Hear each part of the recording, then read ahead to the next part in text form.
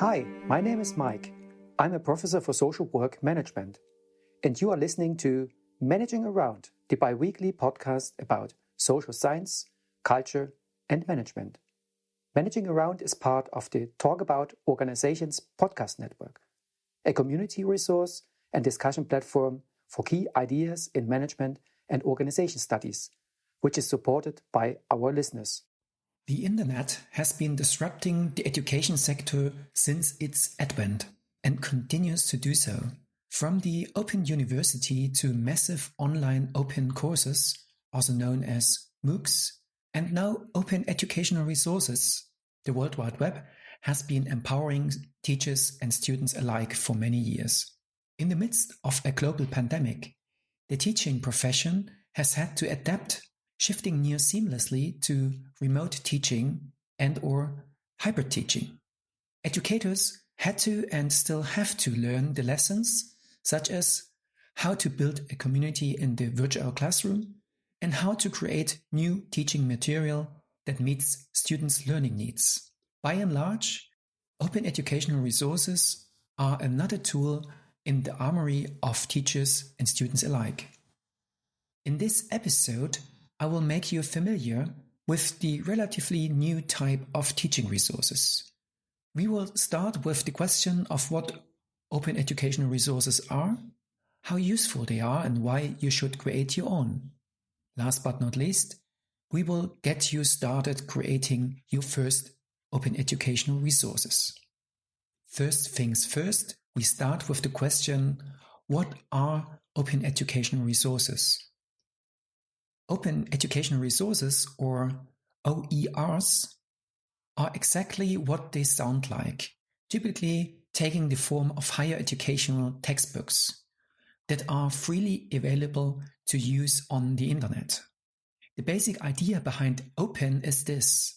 They are openly licensed, meaning they reside in the public domain, or the copyright holder has abridged rights to eliminate barriers so that everyone can use, reuse, share, revise, remix, and even redistribute them. They are freely available and free of charge.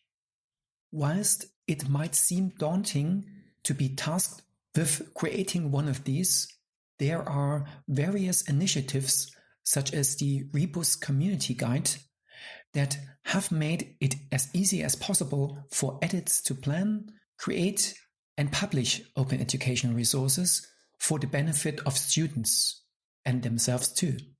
Textbooks are the example used here, but an open educational resource could take any form in any medium and simply means something that is of educational value for others.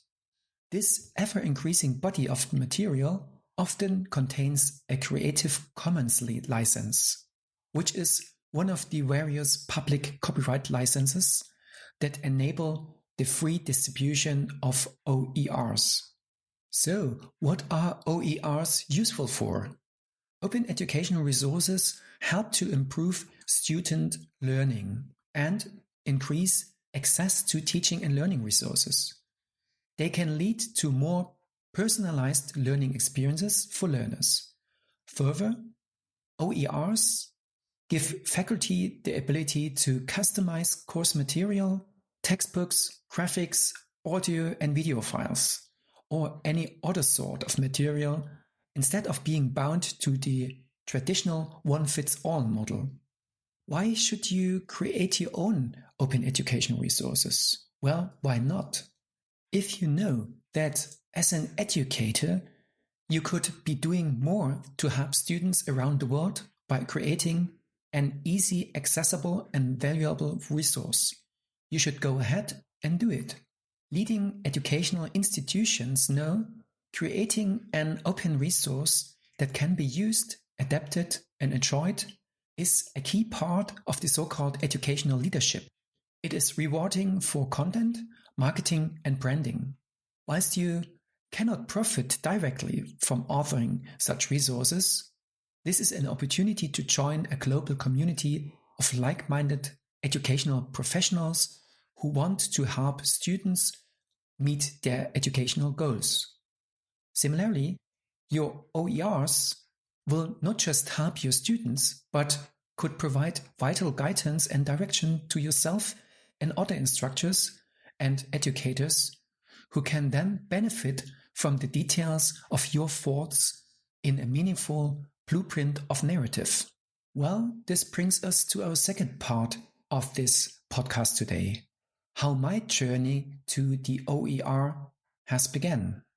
Facing the pandemic in the summer semester 2020, I started to create my own first open textbook project with pressbooks.com for the course Basics of Social Work Management at the Dresden University of Applied Sciences in the bachelor's degree program Social Pedagogy and Management.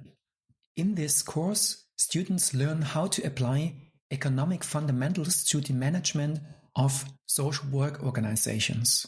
I created an open educational textbook as an effort to intensify cooperation and dialogue between students, lecturers, researchers, and practitioners from the social welfare and healthcare sector, as well as related disciplines and professions. This OER textbook has become a knowledge base that is to be constantly expanded, discussed, and further developed. And I also involved some of my students to participate in the preparation of the material, for example, for proofreading and review. The material for this digital textbook came from transcriptions of my own pre-recorded e-lectures. Due to copyright restrictions of some of the material I cited from other sources, I was forced to create new figures, diagrams, and tables, which have become useful resources for my future lectures. As you can see, if you start working on an open education resource project, not only your students will benefit, it will enrich both your collection of content and your knowledge in the field. Now it's up to you. It's very easy to learn creating an open educational resource. This brings us to our third part, how you can create an open educational resource. We appreciate that creating an open educational resource sounds extremely easy, and like anything worth doing, it isn't. Thankfully, there are other educators further along in their journey than us that have laid the foundations we can pick up and add to help those who are just starting out. The University of Pittsburgh has created a vast and powerful guide to authoring open education resources. It includes guides on the process, tools for publishing, information on rights, and case studies, and a lot more. Similarly, Sunny Empire State College goes even further, providing useful advice on where you should publish your OERs once you've authored it, so that as many people can enjoy it as possible. All links can be found in the show notes. Congratulations on becoming a more effective educator. Alright, that's it for today, dear listeners. I truly appreciate all your efforts to tune in my podcast for this episode. Please, if you liked this episode, don't forget subscribing to the podcast channel in your favorite podcast app, so you can stay up to date whenever a brand new episode of Managing Around is released. Stay safe, and we will see us on the next episode. Thank you for listening. Managing Around, the bi-weekly podcast about social science, culture, and management. Managing Around is part of the Talk About Organizations podcast network, a community resource and discussion platform for key ideas in management and organization studies, which is supported by our listeners.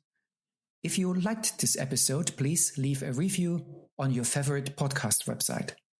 There's also a link in the show notes. If you've got any thoughts on this episode, or if you've got any idea about new podcast topics or questions you'd like to discuss, send me an audio file or voice note to hi@profmanagement.de. For any non-audio comments, drop a tweet or DM to @profmanagement on Twitter or Instagram, please. For more information, visit my website www.profmanagement.de. Thank you for listening and see you next time.